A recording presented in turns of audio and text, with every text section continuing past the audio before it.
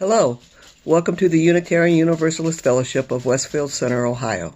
I am Reverend Sam E. Bird. Welcome. Today we will start with a call to worship, River Call by Banish Mishra. Between rocking the boat and sitting down, between stirring things up and peaceably going along, we find ourselves here in community. Each called from many different journeys, many different life paths, onto this river road. Some are here because the rocking of the boat has been too much. Some of us are here because there's too much uncertainty, too much pain. Some are here with questions about where the boat is going, how best to steer it, where the journey ends. Others are here as lovers of the journey, lovers of life itself. Here in front, beside, behind, each a passenger, each a captain. Doing the best we can. Rest here in your boat, with me, the river calls. Listen to how I flow, the sound of life coursing all around you. Let the current hold you. Let the current guide you. The river that gently flows through your soul whispers, "Come, let us worship." Today's reading is Aristotle by Billy Collins. This is the beginning. Almost anything can happen. This is where you find the creation of light, a fish wiggling onto land, the first word of Paradise Lost on an empty page. Think of an egg, the letter A. A woman ironing on a bare stage as the heavy curtain rises. This is the very beginning. The first-person narrator introduces himself, tells us about his lineage. The mezzo-soprano stands in his wings. Here the climbers are studying a map or pulling on their long woolen socks. This is early on, years before the ark, dawn. The profile of an animal is being smeared on the wall of a cave. And you have not yet learned to crawl. This is the opening, the gambit. A pawn moving forward an inch. This is your first night with her, your first night without her. This is the first part, where the wheels begin to turn, where the elevator begins its ascent, before the doors lurch apart. This is the middle. Things have had time to get complicated. Messy, really. Nothing is simple anymore. Cities have sprouted up along the rivers, teeming with people at cross purposes, a million schemes, a million wild looks. Disappointment unshoulders his knapsack here and pitches his ragged tent. This is the sticky part, where the plot congeals, where the action suddenly reverses or swerves off in an outrageous direction. Here the narrator devotes a long paragraph to why Miriam does not want Edward's child. Someone hides a letter under a pillow. Here the aria rises to a pitch, a song of betrayal, salted with revenge. And the climbing party is stuck on a ledge halfway up the mountain. This is the bridge, the painful modulation. This is the thick of things. So much is crowded into the middle. The guitars of Spain, piles of ripe avocados, Russian uniforms, noisy parties, lakeside kisses, arguments heard through the wall. Too much to name, too much to think about. And this is the end. The car running out of road, the river losing its name in an ocean, the long nose of the photographed horse touching the white electronic line. This is the colophon, the last elephant in the parade, the empty wheelchair, and pigeons floating down in the evening. Here is the stage littered with bodies. Their narrator leads the characters to their cells, and the climbers are in their graves. It is me hitting the period and you closing the book. It is Sylvia Plath in the kitchen, and St. Clement with an anchor around his neck. This is the final bit, thinning away to nothing. This is the end, according to Aristotle. What we have all been waiting for, when everything comes down to. The destination we cannot help imagining. A streak of light in the sky, a hat on a peg, and outside the cabin, falling leaves. A moment of meditation. Lead us this day on a crooked path. We lose so much when we take the direct route, for the crooked path also leads us home. And now, today's sermon, the beginning, the middle, and the end. The beginning. We all have new beginnings in our life. The first day at a new job. The first day since leaving a particularly hard job. The first date with someone we like. The first day of freedom from that toxic relationship. The first day on your recovery from COVID-19. The first day out after shelter at home. The beginning is so filled with emotion. Fear, anxiety, excitement at what is to come. Will I be good at this new job? Will middle school math be harder than 5th grade math? Does this new church mesh with my beliefs? Did I make the right decision about which college to attend? Will I be a good parent? Do I really want to marry this person? Do I want to venture back out into my community, my school, my job? So many questions and wonderings about what will happen. As soon as those questions and wonderings stop being about the future and quickly become the present. Thinking about what my life will be like a year from now is an important thing to ponder. But a year is a long time and must be lived one day at a time. And still, if we do not take this time to be present in the moment, we might wake up one day having floated through that time and unhappy as a result. If we are always looking to the future, we miss the present that is right in front of us. This is where mindfulness can ground us in the moment. In his book, The Heart of the Buddha's Teaching, Thich Nhat Hanh writes about the common misunderstandings about Buddha. He writes that it is true that Buddha taught the truth of suffering, but he also taught the truth of dwelling happily in things as they are. So yes, life is suffering, and that is what unites us, but he also calls us to acknowledge our happiness. Thich Nhat Hanh also writes about our happiness when there is an absence of suffering and our need to embrace it. He uses the illustration of a toothache and the suffering we feel when our tooth is in pain. He notes the feeling of relief when the suffering ends and how quickly we forgot how that suffering felt. I often think about the suffering involved in beginnings. Often enough, there are periods of adjustment as we work out all the kinks of a new experience. Starting something new is sure to bring feelings of frustration and difficulty. But it is also sure to bring moments of joy and satisfaction as we grow from those mistakes we make. The beginning can be scary, but by remaining mindful of the present, it can bring about great growth. According to Buddhist psychology, we are always giving our attention to something. If we practice right mindfulness, we allow ourselves to dwell solely on the present moment. This means that regardless of the twists and turns to come, we are prepared because we are grounded in the present. I never had much of an imagination to think of new worlds all by my own, but I often find myself in the storylines of Tarzan and Roy Rogers. Growing up, I envisioned my life through the eyes of Tarzan, flying through the trees on vines, talking to the animals, swimming in the water with crocodiles. I thought about being Roy Rogers, wearing a mask, riding Trigger, and having a Native American as my best friend. Hi-ho, Silver! Yes, I know this sounds strange, but it is true.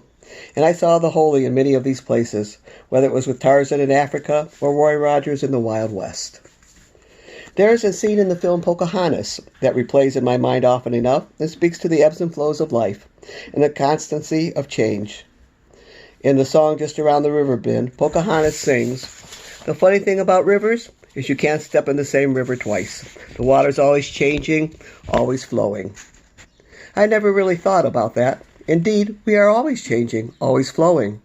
There is this sense of connection between streams and rivers and oceans that represents our experiences of this life. The beginning is a fleeting moment that morphs and flows quickly into something similar but altogether different, then returns now and again as a familiar stream. And by standing in the stream, we often must fight against the current. It is a different experience to stand in the stream than it is to get in a boat or swim with the current. And sometimes in my life, I have chosen to stand in that stream. The middle. I feel that right now we are in the middle of everything. We are in the middle of staying at home with kids all day, every day. We are in the middle of being away from loved ones. My mom is in assisted living, and I go to visit her every few days. I fill her bird feeders because she loves to watch all the different ones that visit her. We talk through the window. I cannot hug her. I cannot give her a kiss.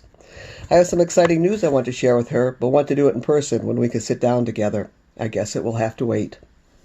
We are in the middle of not being able to visit our children or grandchildren. I know I miss mine very much, and they miss me. They miss their Poppy. We are in the middle of not being able to go to our jobs, or of losing our jobs, or having jobs as first responders that require us to work insane hours to help those who are suffering with COVID-19. We are in the middle of not knowing how long social distancing will last, or perhaps this is a new normal from now on. In this crazy time, our lives are changing. We are now journeying into the thick of it. Like a runner or a bicycler, we have made it to almost the top of a very steep and difficult hill. But as we all know too well, many others lie ahead. This is our life. But it is not a new life. It is just another leg of the journey of our lives. It is a new page, but not a different book. The end. The river losing its name in an ocean, the Ohio River to the Mississippi River to the Gulf of Mexico. You cannot step in the same river twice. Life is always changing and flowing. The ancient Greek philosopher Heraclite said change is the only constant in life. It seems that these are the things we are told when things are going particularly bad. Oftentimes, when people die or tragedy strikes, we are particularly reminded by well-meaning friends that change is a good thing and that the end is really the beginning. Well, that may be so, but change hurts, and so do endings. It is hard to say goodbye to the people we love and care about, and it's especially difficult if we do not have the chance to say goodbye. This seems to be happening so often right now in this tragic time. It is difficult to be unable to have a funeral for them. It is hard to decide that there has been enough suffering, and it is hard to say goodbye. And yes, we know that every new beginning comes from an ending. We know that life will go on, and we will laugh again, and smile again, and keep going. And it is in those moments of ending that we must give thanks for what has happened. Our society is focused on what is coming next, and that we rarely pause long enough to reflect on the past and the present. We are quick to jump to the next things on our to-do list, and the next errand to run. I wonder what we lose because of this automatic tumble into the future. We do not do endings well. I often think about this when I learn of people who have died young. Oftentimes people will say that the person would not want us to be sad. They would not want us to cry about their death. And every time I think to myself, just for the record, I want people to cry when I'm gone. I want them to be sad that I died. It might sound harsh, but it's true. Because in my heart, I know that if I have lived my life the way I strive to, it will matter when I'm gone. I'm reminded of a poem by Chief Tecumseh of the Shawnee Nation. So, live your life that the fear of death can never enter your heart. Trouble no one about their religion. Respect others in their view, and demand that they respect yours. Love your life. Perfect your life. Beautify all things in your life. Seek to make your life long and its purpose in the service of your people. Prepare a noble death and song for the day when you go over the great divide. Always give a word or a sign of salute when meeting or passing a friend, even a stranger when in a lonely place. Show respect to all people and grovel to none. When you arise in the morning, give thanks for the food and for the joy of living. If you see no reason for giving thanks, the fault lies only in yourself. Abuse no one and no thing, for abuse turns the wise ones to fools and robs the spirit of its vision. And when it comes your time to die, be not like those whose hearts are filled with the fear of death, so that when their time comes they weep and pray for a little more time to live their lives over again in a different way. Sing your death song and die like a hero going home. There is a saying that is quite common right now, especially amongst teenagers. Like most things these days, it comes complete with rubber-sized bracelets in neon colors and sparkly t-shirts adorned with 4 letters, Y period, O period, L period, O period. And when I saw this, I texted my friend's daughter, what does YOLO stand for? This happens often enough, apparently. I'm not as cool as I thought I was. She wrote back, it stands for You Only Live Once. UOLO. You only live once. Now, as a minister, I tried to restrain my thoughts on what this meant for my friend's daughter and others theologically. What does she believe about the end of life, or endings in general? Does she reject the idea of reincarnation? Is this a reflection of her humanist point of view? No, Sam, it's just a t-shirt. But I do think it is more than that. I think it is an embodiment of this Tecumseh poem, and it is a cousin to the idea of Buddhist right mindfulness. It is a bold statement that the present moment is worthy of our attention. This moment, whether beginning or middle or end, matters. If this moment is a beginning for you, filled with eagerness and fear, I wish you blessings for your journey. If you are in the thick of it, stuck on a ledge halfway up the mountain or coming down the other side, I wish you blessings for your journey. And if you are at the end, making your way downstream to the ocean, I wish you blessings for your journey, with knowledge that a new leg of the journey awaits. May we journey together, now and always. Amen. Blessed be. Namaste. In our closing words today, blessed is the path on which you travel. Blessed is the body that carries you upon it. Blessed is your heart that has heard the call. Truly blessed is the gift that you will become on the journey. Peace and love today, tomorrow, and always. Thank you for joining us today.